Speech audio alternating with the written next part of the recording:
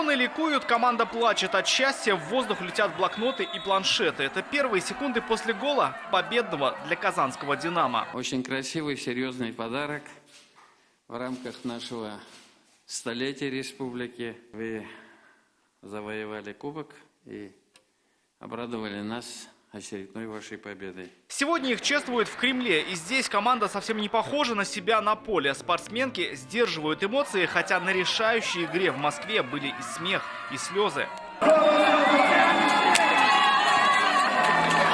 Здесь казанская команда одолела хозяев поля московское «Динамо». Как итог, копилка клуба пополнилась новым кубком. Самый новый трофей еще и самый большой. Вот он, кубок российского финала чемпионата памяти легенды волейбола Гиви Ахмадзяне за абсолютную победу в жесточайшей борьбе. Евгения Старцева, капитан команды и автор основных голевых подач. Рустам Миниханов вручает ей медаль «Столетия ТАССР». Конечно, большая радость, ну и немного усталости. Очень было много отдано физических, эмоциональных сил. Игра была непростая, но, конечно, радости намного больше.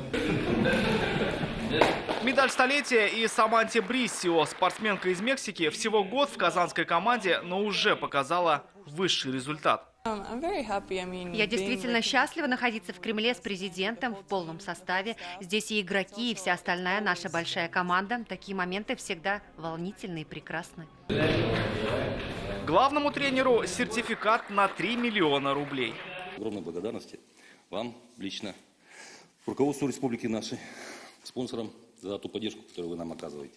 Женская команда казанского «Динамо» сегодня шестикратные обладатели Кубка России. Но расслабляться не собираются. Уже 5 января прекрасных дам ждет новая игра. Рамиль Шайдуллин, Ильшат Мухаметов, ТНВ, Казань.